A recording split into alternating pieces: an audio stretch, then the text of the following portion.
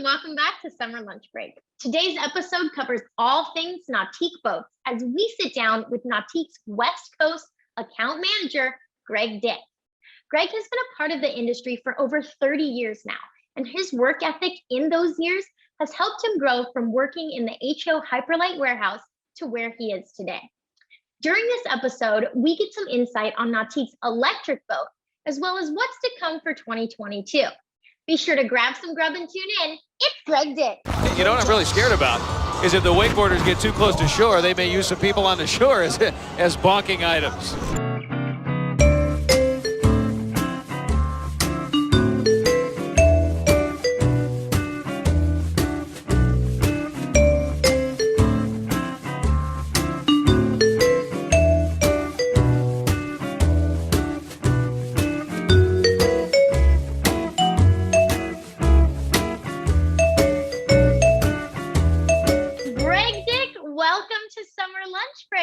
Hello, Summer. I'm excited to be here. Great to have lunch with you. We are very glad that you are here. And though we're not sharing lunch together, we can share it via Zoom. I would love to know what you're eating today. Well, the great thing with working at home more is I brought my leftover dinner. I love it. A little pad thai. Nice, pad thai. They're kind of fancy. I am a big old no Thai food gal. I don't really? eat Thai food. I wish I did, because there's this place down the street and it smells so good all the time. Yeah. But I just can't eat it. I don't know what it is. I'm that way with sushi too. Like I can't do it. Interesting. It's such an unpopular opinion. So it's like I get a little embarrassed to share that with people. Well, I came in my active uniform also. We active, love to see Natik, it. Oregon. How do you like that? Heck, yes, we love it. Those shirts are way popular. We need to print more for sure. We need to get more Nautique shirts. But all right, we are going to get started with the interview. Now that we've asked the most important question, which is what you have for lunch, we'll go to the more basic questions. But I just want to start out by getting to know you better and knowing what you do a little better. So you are the Northwest sales rep for Nautique. I would love to know kind of exactly what that job title is and what you do. That is correct. I'm actually the West Coast account manager is the formal title. The formal name. But yes, sales rep for Nautique for the West Coast. So I support our dealerships like Active from west of the Rockies. So I go as far east as Denver and as far south as San Diego and as far north as Seattle, where I live. I live in Woodinville, Washington. Awesome. All right. Well, can you just tell us maybe, well, that job, you do so many things in it. I would love to know maybe some more details on it, like managing the accounts. What does that entail? Really, I support Greg Waters, who is Active's, as you know, Natik brand manager. Exactly. Yeah. And Greg does a phenomenal job, but I'm there for Greg. So I'm kind of the liaison to the factory as far as planning his orders, managing his orders. Right now, obviously, that's a pretty big deal. A lot of dealers are, where's my order at? And customers, Greg's obviously, with all the supply chain issues we're having currently, orders are being pushed back. And that's really I'm the liaison of the communication between the factory and the dealer. Nice. How has that been, managing that through kind of all the stress of what's been going on with things being delayed? Well, it's funny, Summer, you'd think that, we always joked about these days where we'd sell all the boats we could get and we'd all be on a beach in Hawaii or out on the river more, but it's not the case. It really has been a challenge. And if we would have saw, March 2020, I'd set up the Sacramento Boat Show. The same day we set it up, it opened for 2 hours, then shut down. And we had to tear the boat show down before it ever really opened, So it was pretty crazy to see the wild ride that we've gone through, because COVID, typically a global pandemic or any sort of economic correction, want-based items, such as everything that we sell at Active and Nautique, has never really excelled or benefited, would probably be the best word, from what's happened. And boy, have we ever benefited, but we can't build boats fast enough. And that's really where the challenge has been. You feel like you give somebody a production date, hey, we're going to have your boat done this June. And now it's August and there's still some boats that were supposed to be done in June that aren't done until now. So it's tough. Yeah, it's been tough. And we've been really thankful for all the understanding people that totally, they get it, that it is just one of those things where it's taking longer, but getting asked when something's going to be ready or something's going to come in is it sends shivers down my back now, because I'm like, I don't know yet. Greg and I always say we're kind of like the facilitators of fun. We want to make sure people are Yeah. fun on the water, and we don't want to wreck a vacation, and that's the toughest part. People Totally. is that we all, I've had friends, they did houseboat trips to Shasta and Eastern Washington here. There's a couple lakes, and Yeah. that's you work all year round for that houseboat trip, and you want to make sure that they have fun. And that's Totally. the toughest, that expectation, to fulfill those fun weekends and the fun weeks. Yeah, that's a lot of us around here say we're professional fun havers. So we definitely know how to help people have a good time. But yeah, when stuff like a pandemic gets in the way, that makes it a little harder to have fun, but we're doing our best. So well, we appreciate all your hard work that you do for us and help us out. We'd love to know, me and everyone watching a little bit more about you and kind of where you started in the industry. I'd love to know what got you hyped on it from the beginning. So maybe go all the way back to way back when and start from there and share with us a little bit. Well, Summer, I, like you, was a very passionate, I love snow skiing and being up the mountain. I grew up here in Seattle. So we'd go, Stevens Pass was our local mountain. And when I was it was probably 12 or 13, I'd see these kids up there, they ski race. And I was like, that looks pretty fun, and I was pretty into skiing. I was blessed. My parents bought an older motorhome at the time. Even then it was older, and this was in the 80s. And we'd go up there every weekend, and I fell in love with ski racing. So I did that for a couple of years. And finally, my mom, when I turned 16, she said, hey, if you want to keep doing this, you're going to need to help support your habit, Yeah. So I got a job at a local ski shop like yourself. There's a ski, it was called Mount Pilchuck Ski and Sport up here in Everett. Yeah. And it was just a blast to be around. I was introduced to this whole new world that people made livings in an industry that you love so much, and Yeah. I was 15 at the time, so I couldn't actually go on the payroll. So they said, hey, look, we'll pay you $1 a pair, so $1 a pair to wax skis. And I went in there and I just would wax skis every night, as many pairs as I get. I think my record was like 250, 300 pairs in a night, And it Oh my gosh. I just loved it. And then they said, hey, you're pretty good at, how to talk about the products. So why don't you stay on for the summer? We sell water skis and wakeboards during the summer. I'm like, I couldn't believe it. That was like the dream. Yeah. So I stayed on for that summer and got to know Herb O'Brien. He would come in for his, his winter needs. He'd come get his snow skis and everything there. Yeah. And then we'd buy water skis and wakeboards from the summer. And I just fell in love with wakeboarding then. And ironically, I was in Boy Scouts, and our scoutmaster, which made Boy Scouts that much cooler, was way into boating. And cool. He had a place over in Lake Iniat, which is east of Seattle here. It's a Columbia River. Okay. It's called Sun Cove, and we'd go over there on the weekends, and it was just a blast. So I was hooked on the summer activities. Yeah. Had a buddy buy a boat that summer, and was just hooked. So through Boy Scouts, I stayed in. I ended up getting my Eagle Scout because of what, all water sports and all this, was just something that not many people do now. It's pretty rare, and even then. But I went on at Pilchuck, and the problem with retail is I was like, I have to work every week and I want to ride more, But then I figured I wasn't good enough to ever become a Sean Murray so I said, hey, I got to figure out how to make a living. And that's where I started working at HO Hyperlite. I applied for a position in their shipping and receiving department. Okay. And in 1992, I started at HO Hyperlite. And I actually spent many days loading Warren Freese's brown van that would drive up from Portland, Oregon. And it was pretty cool to get to know Warren and all the local dealers, There's a pretty good, a lot of people can't believe that the water sports network up here, the water ski manufacturers, there was Conley in the town I grew up in, Linwood, Washington. HO Hyperlite at the time was in Redmond, Washington. And then O'Brien was in Redmond, Washington also. And it really is. And I asked Herb one day, I said, hey, why is everybody here? I always thought it was because of Boeing and the aircraft aluminum and the parts and all that. We sourced our parts from a lot of the same vendors. And he said it's because there's a guy named Wally Burr back in the day.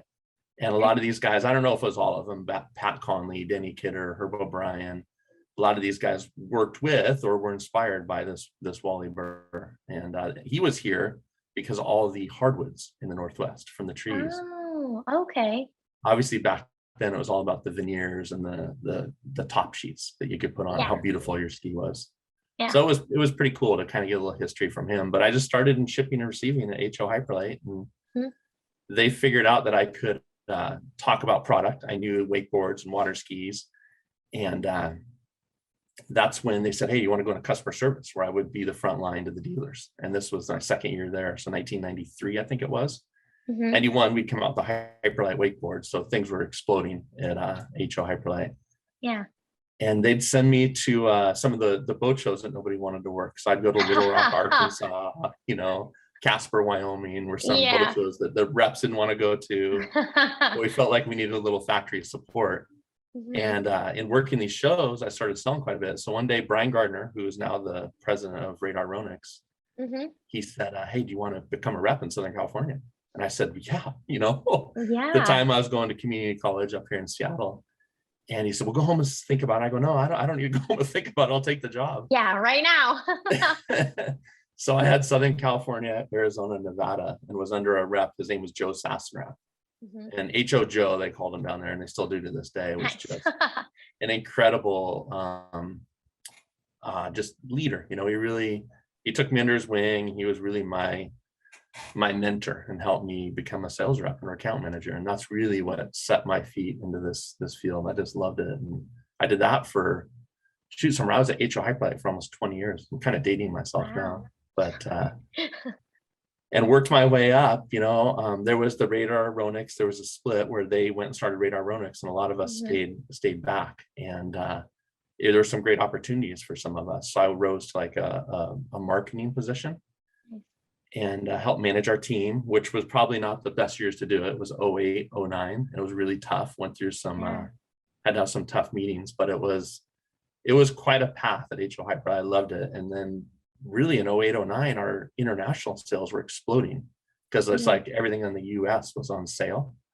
So at the time, they're like, hey, would you want to start doing our international sales? And looking back, some of that was the most incredible job at HO Hyperlite. Being able to travel the world and see like South Korea and see the following of wakeboarding and water skiing or towed water sports there. It was just incredible.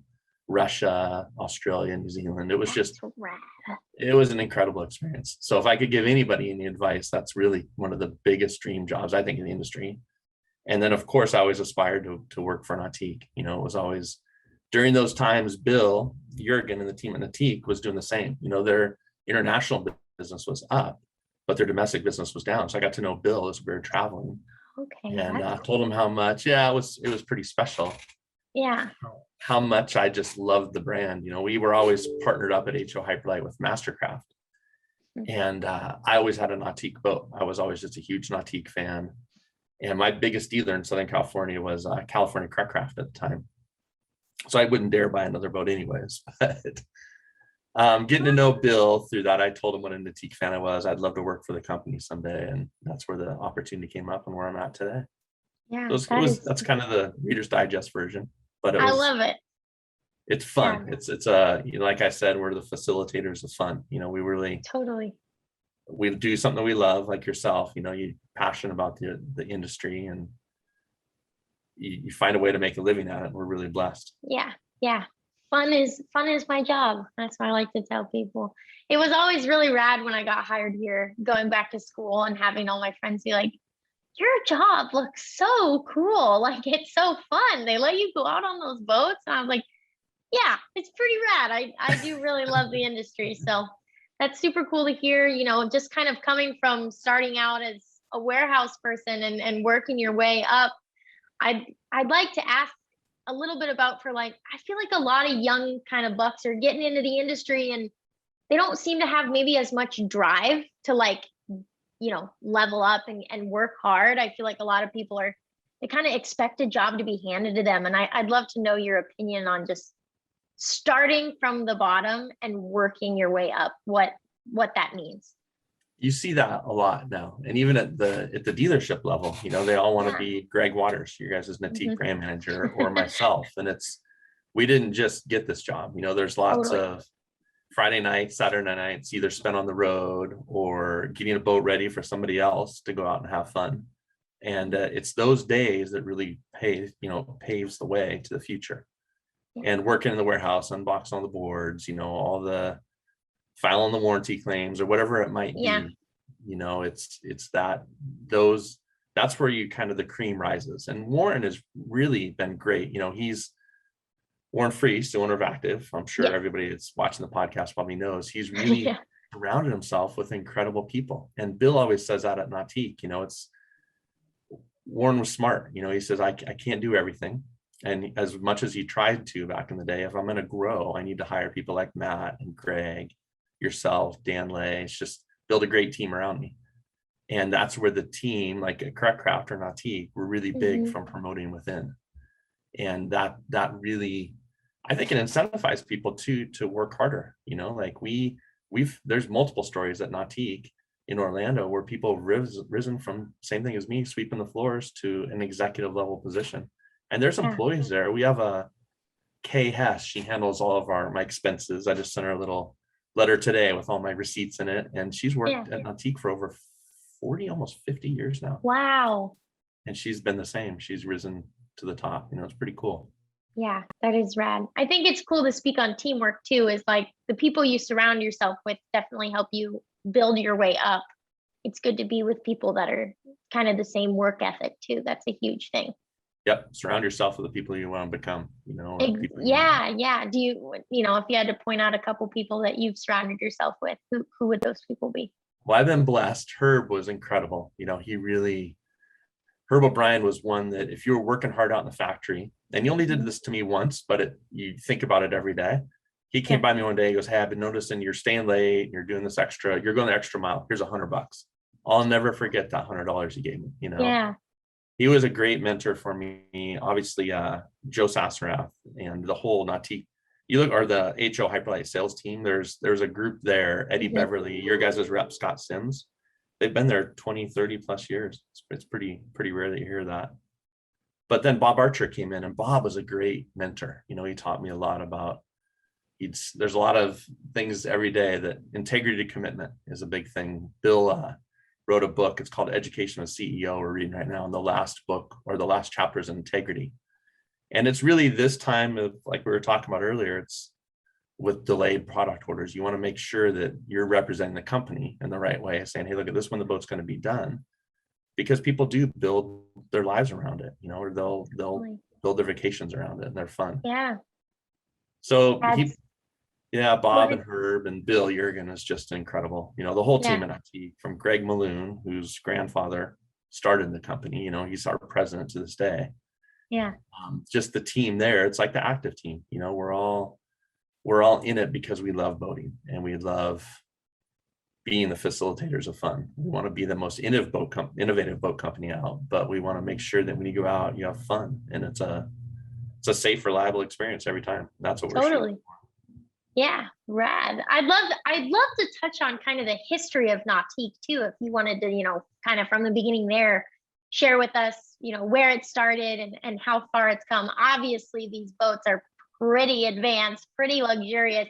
I'd love to know, you know, a little bit more about where that came from and how it started. Well, it started in Orlando, Florida in 1925. So we're coming up on 25 years, or I'm up 25 years, 100 years in 2025. So wild. And it's really neat to be part, Summer, of just such a company with deep roots.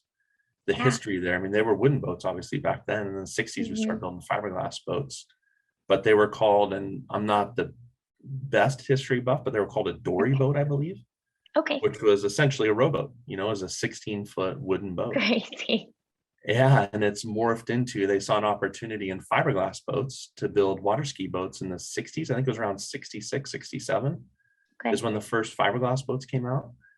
And it's just, you know, you kind of look at the group around you, and you know, there's generations before you that have done the same job, that have, you know, pioneered water skiing in a lot of ways. And it's pretty special to be a part of. You know, we all saw in the 90s wakeboarding growing, but boating in general it's pretty special to be part of. And then the history, they're just such a stand-up company. You know, this last chapter of that book I was telling you about that Bill wrote, it's all about how there was a point where we were building boats for the government, and we had to, basically, we're building boats that they were rejecting because we wouldn't pay off a government employee. So he was rejecting boats because we wouldn't put a little extra cash in his pocket. And it ended up driving the company into bankruptcy. But the Maloon family went back and paid every person that we owed money to back. And if that person, say, had deceased or their business had folded, they'd find the family members and pay the family members back. And that's just something you don't see anymore, you know. No, yeah. And that was all on handshake. You know, they said, hey, look, we're gonna do this, and they did it, you know. Yeah. Dang, that's crazy. Yeah, you don't hear of that happening ever anymore. That is so wild. So wild. Yeah. Wow. But you mentioned today, Natik is a, you know, we have we're actually owned by a gentleman named Daryl Doden, and Daryl set Nautique up where we basically fund philanthropy. So we go out and make the world a better place. And that's really kind of powerful to be a part of something like that, where our profits then are used for everything from Habitat to Humanity, as we know here in the US. Yeah. Or there was a cool project in India as our own, just all sorts of, it's an orphanage over there for women. It's all women's orphanage. Yeah. So it's pretty cool to be part of a bigger picture. Totally. And I feel like a lot of people, you know, without hearing that from, like, say, an interview like this, they wouldn't even know that that's happening from this big company that's pumping out these amazing boats. You just, you know, I feel like the natural thing to do is just think, oh, all that money's going to somebody and they're, you know, profiting all of it. But really, you guys are doing so much more for the world around you, which is, it's so cool to hear that sort of thing. It's pretty cool. It's pretty powerful, all the way, I think, down to the consumer level, you know. And we don't tout it a lot, Summer. And I don't know that Bill or Daryl want to, you know. They just, hey, we're going to build the best boats and people are going to buy them, but this is what we're going to do. This is our big long-term picture when Daryl's gone, you know, someday. That's this is how it's going to remain. So it's pretty cool. Yeah. It's like that. It's kind of like, you know, when you work after hours and you get that one person that says something and it's like, hey, that's rad. And it's like, yeah, we don't have to, you know, make it a huge deal that it's, you know, you're doing all these other things, but just the fact that you're doing them is way cool. It's rad. I'd love to talk. You mentioned kind of like, I don't know how you worded it, but a big thing in the boating industry, especially this year, has been so many new people getting on the water, going on these boats, you know, buying these boats for the first time. What's your take on, like, the importance of being on the water, of being with your family, of you know, being on a boat? I'd like to know a little bit how you feel about that. I think it's a great question, Summer. And I think that it's really COVID has kind of brought it all back to the family. You know, the one thing with my job, or any person that's in a similar job like mine, we travel a lot. And it's really grounded me and brought me back home to spend time with my wife and daughter and spend time on the boat. You know, we're fortunate that boating was the socially distant thing to do. Totally. And it's just, it's so great for family. I didn't have a boat when I grew up, like I said, through Boy Scouts or through a friend of mine who I'm still friends with today. He lives up on Lake Stevens, which is where we started boating, just north. Yeah. And it was family, you know, just bringing your whole family out on the boat. It seems like I have a 13-year-old daughter now. The phone's set down. It's all about wake surfing, wakeboarding, having fun, bringing a friend. And that's what's so great with it, is it connects you to your family. And there's so many things. Our world's so busy now with social media. It's so easy to look down at that phone. But when you get on the boat, it's all about being with each other. And that's where it's so unique, you know. And our biggest thing now with Natik is, how do we retain all these new boaters and active? These new people are into it. We need to make sure we educate them on how to boat safely, how to have fun, and how to tow it. You know how it goes. It's a whole new, it's a process for sure. Yeah, but there's a lot of new boaters out there, and we need to figure out how do we keep them in boating, because once kids sports pick back up, and soccer, football, my daughter's into lacrosse, I know how it goes. It's every weekend you're going and going and going. So you're busy. Yeah, it's a huge thing. I grew up going on a family member's boat, like I kind of mentioned before we started filming, and my family like just doesn't really do it. So coming here to Active and kind of like being a part of this family and being able to go out on the boat it's so special to me. And I feel like people maybe don't understand that until they do it, or, you know, they understand that when we go out, it's like, it's just a full-on fun operation. Like, everybody's having a good time. Everybody gets to ride, you know, it's just, I love waving and cheering to people as they, ride past us. It's a rad community out on the water for sure. I started this, it's called the Southwest Natik Regatta down in Parker, Arizona. Okay. And I mentioned earlier, there's that dealer, California Craft. They were the largest Natik dealer at the time. And this was, when I say the time, mid to late 90s. Mm-hmm. Well, Tim Sherwin, the owner, used to do these regattas down there. And I started those back up. I think we're on our probably 10th year now this year in Parker. Yeah. And it's a blast because it's all these owners, just like you, they bring their friends. And then their friends bring boats next year. And then there's boats that aren't Natiques that'll show up. And the next year, you're 9 times out of 10, that person that brought the competitive brand the year before has a Natik that year. So it really, it's neat to see how it is almost like, it's like, I always joke, like a multi-level marketing thing, where one person gets in and before you know it, their whole group of friends, it's a little pyramid. Their whole group of friends is into boating, no matter what brand they're on. It's just, it's such a healthy lifestyle. It's fun, and the technology now with surf pipes and our electric GS22E, it's just bringing this whole new, element to it. It's pretty cool to see. Yeah, we're going to touch on that one too. I won't forget. I want to talk about that for sure. And going off of just kind of like new people going out there, I was so lucky I was able to go to Wake the World earlier this week and go out with a bunch of kids that don't get to go on boats and, don't have that opportunity every day. And the experience was so rewarding, so fun. Just seeing the stoke on these people's faces while they were out there. It was crazy. Even though I got major tube rash on my arm because I was back there for about 2.5 hours, it was one of the best days on the water that I've had in a really long time. Vince's event is like, did you go down to the one at we went to Foster. Yeah, Foster. It's incredible. Yeah. And I'd never been there. It's a incredible lake, isn't it? It's beautiful. Yeah, beautiful. Down to the shoreline, just incredible. Mm-hmm.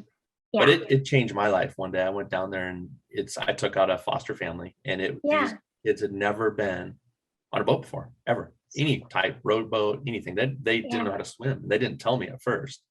But when it came time to tubing, like everybody wants to do, we went to get on the tube and it was kind of panic. So I had to step back and we did a little swim lesson, show them the Vestal float them. Cool. And one of the oldest boy kind of had an attitude, he was a little bit, he was the oldest brother, he's supposed to be too cool. Yeah. And he definitely at first was not too into this boat guy, but by the end, a hug, I gave him the vest because none of these kids were very, they didn't feel safe. They told me about a swimming hole by their house that some friends swam at. They were always scared to go there. So I gave them all my vests and they were crying by the end. It changed my life. It was really, really, Vince does such a phenomenal job with that event. It was an amazing operation. I was taken aback by just how seamlessly everything was. When we pulled up with our shop boat to the dock, there were people there tying up the boat, families in, it was amazing. It was pretty incredible. And we were lucky enough, we got there and they were like, oh, we don't know if we have a family for you yet. We may just have to wait in case something happens. And then unfortunately, somebody's Centurion broke down and we got to take on their family. And I was really glad because some of the kids were like, I hope we still get to, be out on the water. And I was like, no, we got you. We're going to do it. And just like you talk about the fear of getting in the water, not understanding that that life jacket floats you, you are safe. It was a huge reality check for me to see a kid get in the water and not be comfortable like I am or like all my friends are. So it was pretty crazy to understand that this is such a huge deal for them. And it's a whole new world. We actually listened to Disney on the radio and that was the first song that came on while he was riding a kneeboard behind the boat. That was pretty cool.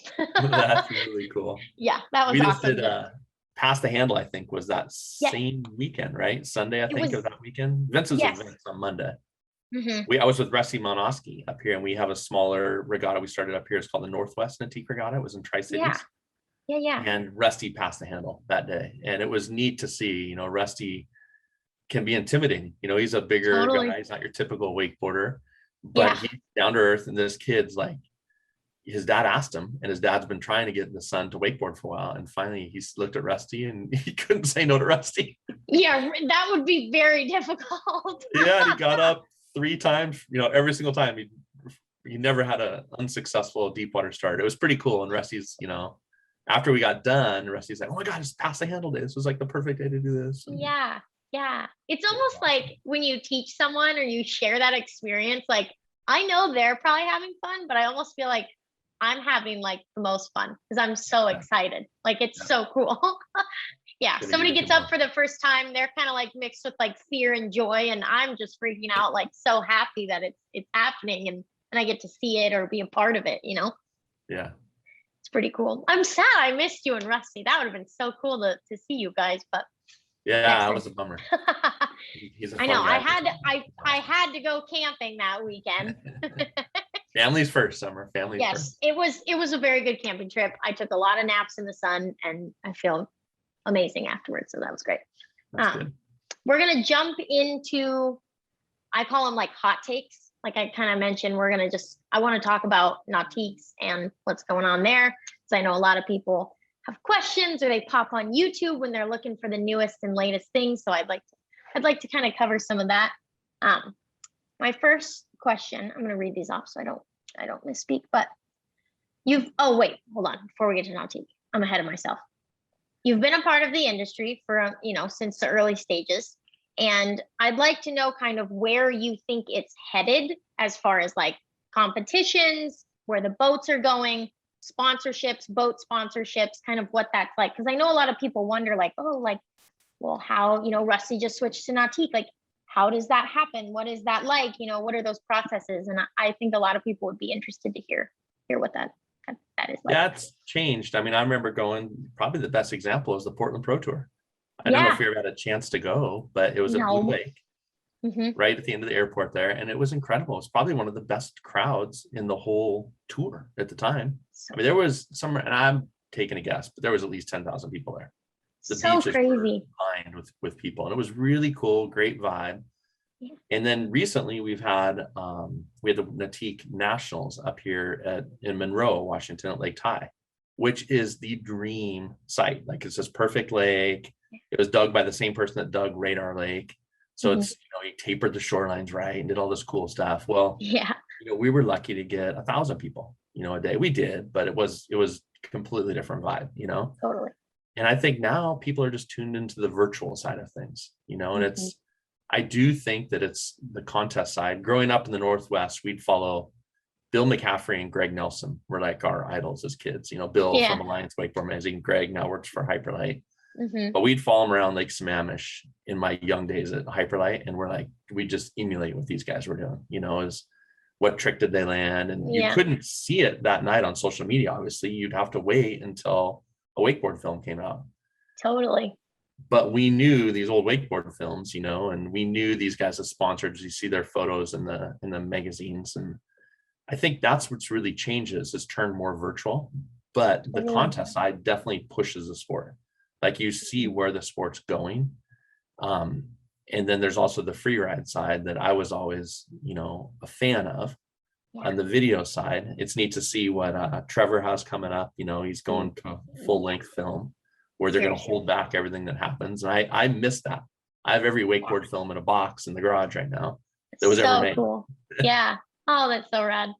So I think both sides, it's changing. And you're exactly right. To see the future, you see the e-foils, what's happening on that side now.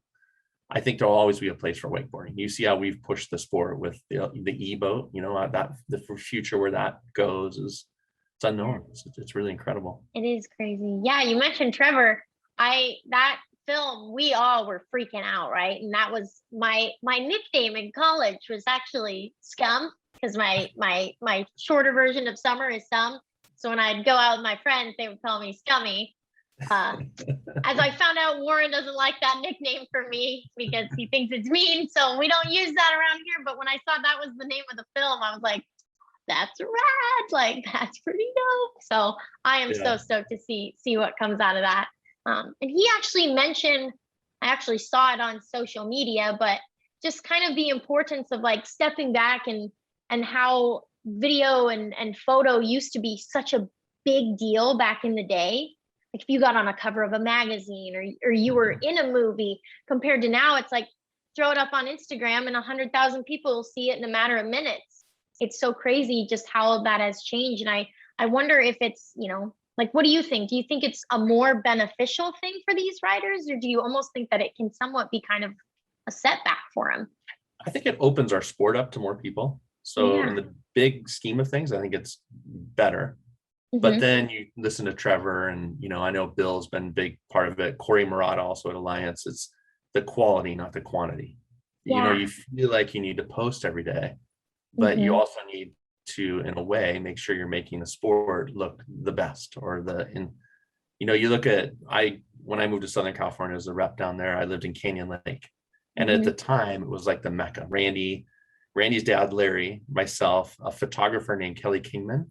And then there was 2 passionate wakeboarders, Damian Klaas and Darren Medley. We started the Canyon Lake Wakeboard Club. Cool. And there was a group of us, and to be a part of that, to watch it progress, like we used to ride, it was called the Jump Lagoon. It's a little lake there in Canyon Lake. Nice. Yeah. Well, then Randy's rope, we went from we're all riding at 55, 60 feet. Randy started riding at 70, 75 feet. He'd land these tricks in the bushes summer. Like, there was times where it could have been catastrophic, and Randy would only then it was all about your trick pass. You'd write your tricks down. You had to do your tricks. You'd turn in like a scorecard to basically your run to the judge. Cool. And if you missed a grab or whatever you would do, you wouldn't get credit for that trick. Yeah. So to see that change and to see, it was incredible. With the Marcourts were there, Melissa Marcourt, her brother Tommy, Charlie, Randy Harris, Ricky Gonzalez, like this whole crew in Canyon Lake was pushing it the opposite way. They were going away from contests because they got sick of that. But we were one of the first wakeboard clubs in the United States, I think in the world to this day. It still exists. They still hold competitions, learn to ride days. Cool. But I think that's where it's the most, we just need to be careful, because it is, you look at Steele and these trips they take to Lake Powell, and they're taking Machine Gun Kelly and like just, they're exposing our sport to just millions of people. So many people. It's incredible. Yeah, Parks has done a huge part of that through Red Bull. And yeah, I see both sides. It's important. Totally. That's a good point. Just, the exposure is super important because it is a smaller scale compared to other things, that people pay attention to. And it's been cool to see it grow over the years, or at least, since I started here, my knowledge in the industry has just gone way, way farther than I ever thought it would. When I was younger, I didn't know, I knew a couple pro riders and I knew some stuff about boats, but it's amazing once you really start focusing on things, how cool this industry actually is and the people that are in it. It's awesome to learn more about each and every day. Which is why this podcast is kind of helpful, because if people got questions, they can watch it. They can figure it out. So that was a huge part about, why we wanted to start it, is just like people get hyped when they listen about the good old days and how things have changed and just the differences. It's been really fun to do. So I'm glad you're here doing it too. That's awesome. Well, thanks for having me. Yes, I'm seriously so stoked that we're talking today. But now we're going to talk about Nautiques. I got a little ahead of myself, but we're going to step back. You've mentioned the electric boat. I want to talk about it.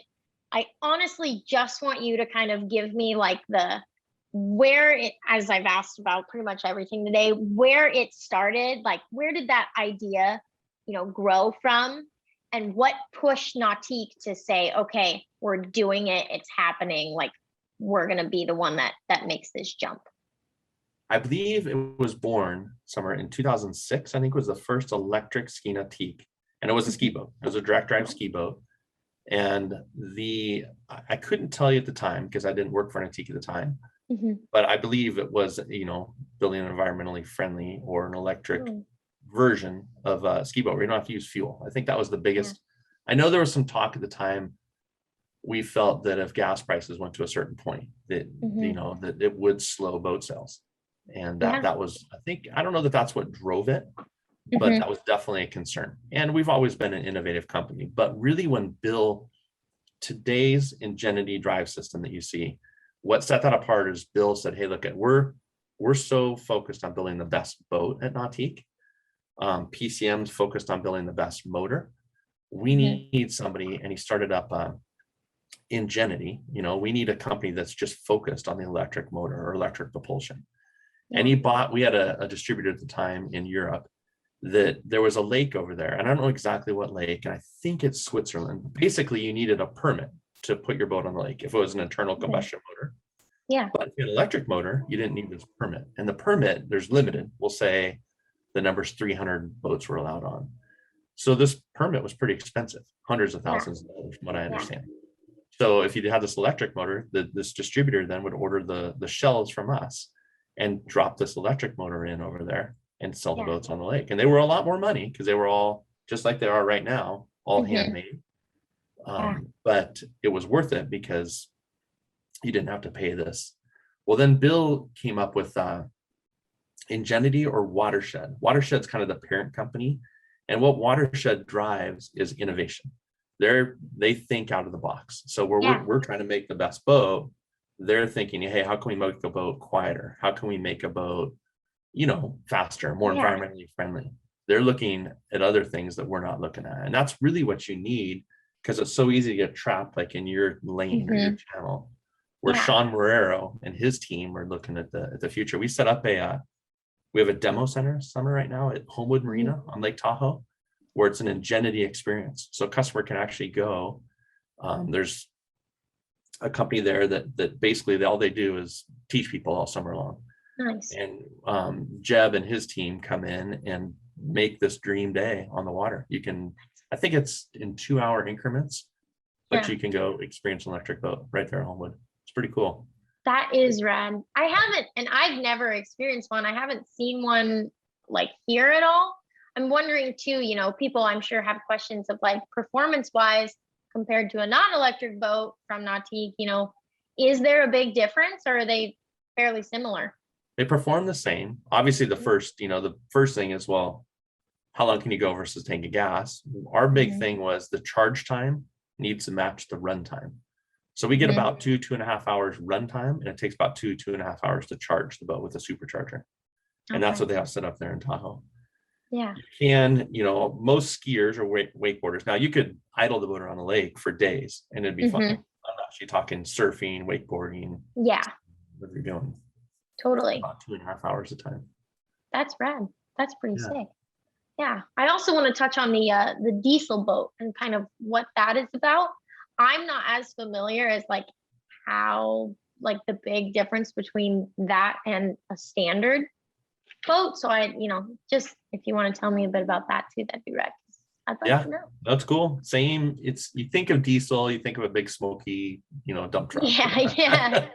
It's not that at all. And it actually is the noise that's made from diesel motor. It's about the same as a regular gas motor. It's funny, Summer, you get into the electric boat, when you're going 20, 30 miles an hour, you hear the splashing of the water. So really there's no noise difference. Obviously, when you're moving around the dock, you have zero, because the motor's not running. Now the diesel, I've sold quite a few of them on the West Coast, and it's a different feel in that it sips gas. So that's one huge plus. Like we have a customer at Lake Powell, the biggest challenge is finding diesel on the lake. Well, Lake Powell, they fuel houseboats with diesel gas. So there is diesel accessibility on Lake Powell.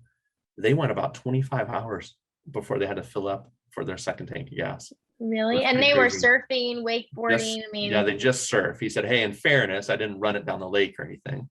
Okay. But it was either 23 or 25 hours. There's quite a few hours on the boat. Still, yeah. On an 80-gallon fuel tank. Now we have some customers down in Phoenix, Arizona, Mike and Angie Violin. And Mike was able to drive the diesel boat at an event in Japan, a Japanese wake surf event. And he said the same thing. It just sips gas. Wow. So that's one huge plus to that diesel motor. Now, as a wakeboarder, there's a little bit of they call it in the diesel world like a turbo leg. So as you come up, it starts off a little slower and then you accelerate through. But once you get used to driving that, you're fine. Then you're solid, locked in.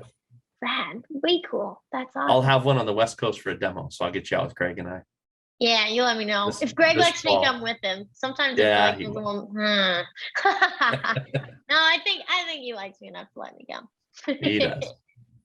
All right. Well, I also want to touch kind of on just like 2022 highlights. We've seen the 2022 models that have been released to the media. We've all seen the the awesome photos, the shoot that, Rusty did on his, what is it, G23? Yep, G23. Yep. Yeah. So Red, getting everybody excited. What are you most excited for 2021 with these boats coming out? Some of my favorites. Or 22, sorry. 22. Wow.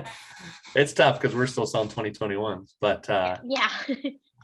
the Paragon is such a cool boat. A lot of people, when it first came out, we even, there was so many little features, that telescoping tower where the tower raises straight up, straight down. Yeah. We've been working out with Roswell for 8 years. It's pretty crazy. So it's something, all these ideas we wanted to put into a super boat, and that's the flip up back seats, dual screens, the wake sub, like JL's been working on that idea for years. And we wanted to have, it's like in the Mercedes world, that's like the AMG, or in the BMW world, it's the M series, it's that the elite or the top of the line performance. And that's what the Paragon is. Yeah. But to see the G now step up with some of those features, it's pretty cool. It brings the telescoping tower. You'll see, I don't know if Summer, but Natik patented the wakeboard tower back in I want to say it was 03. I might be a little bit off, 03, 04. So it's neat to see it progress with a company like us, Yeah. So for years there, everybody, I think the idea came from a photo boat. I think it was Sean Murray and Dean Lavelle were riding behind, I could have this a little wrong, Tom King. He had this photo boat where had a tuna tower on the top so they could shoot down on the boats and shoot down on and then one day Dean was like, hey, hook me up there to the top. And he just noticed this night and day difference, Yeah. Wow, that's crazy. Yeah, to see the evolution and to see where this idea came, where the tower can come straight up, straight down. It's pretty cool. Yeah. To see you guys kind of patent that, and then now you've got one that literally tells you that's insane. Yep. In Florida, and even you go to the Sacramento Delta, there's a lot of bridges that are too low. So you can drop the tower really quick versus having to take the tower down, take the bimini down, take all your boards off the rack. This, you just drop the tower, go into the bridge. Just lowers. And keep riding. Florida is pretty common when you go through the chain of lakes. Yeah. Oh, that's rad. That is so cool. I'd like to know, I know you might have kind of a biased opinion, but I would like to know kind of, what sets Nautique apart from some of these other high-end luxury wake boats? Some are I get asked this all the time at boat shows because you're walking from your booth to somebody else's booth, but quality is our biggest, quality and then innovation. You look what we're doing as far as hull design, the way our surf system works, surf pipe. We're the first ones to ship boats at a production level with a surf pipe on it. So safety, we're just an innovator, and that's really what sets us apart, and that really, that's what's always led me to Nautique. I can remember the days back when that tower was invented. You had to have this Nautique. It was called the flight control tower at the time, and I think it still is to this day. But that, I think the quality, fit and finish, and the innovation on our side. Yeah, that's cool. I'd like to touch, as we kind of wrap up here, my final question, top 3 features for 2022. Your opinion. What are they? Opinion, telescoping tower, obviously. Okay. Yes. I really, the surf systems, our surf system operates, it's so clean, Summer. It's clean to a fault. A lot of people go, oh, you don't have one of those surf systems on your boat. Well, no, we do. Here it is. This is how it works. Yeah. This is why it's so integrated into the boat. It's part of the boat. Yeah. And then, I'd say tower, surf system, and the electric boat. it has to, that's probably number one. When it comes to innovation, and it's totally, anybody can get down to Tahoe. It's such a cool experience, Yeah, that is way rad. Well, awesome. That's cool to hear. Well, sweet, Greg. I am wrapped up with my questions. Thank you so much for sharing your story, Nautique story, HO Hyperlite story. It's been really cool to get to know you and where you started a lot better. So thank you very much. I was honored to be part of this. You're doing a great job, and thank you. Good. Yeah, it's been rad. So we will wrap up today. You need to eat your tie. Like you didn't even get to eat it. So eat your lunch, and we'll wrap up here. Tell the team at Active I said hi. I will tell them and you said hello. I'll make Greg and sure Warren sees that he got a shout out on here. Okay. So, Thank you, well, thank you so much, Greg. Have a good one. You too. Bye-bye. Bye.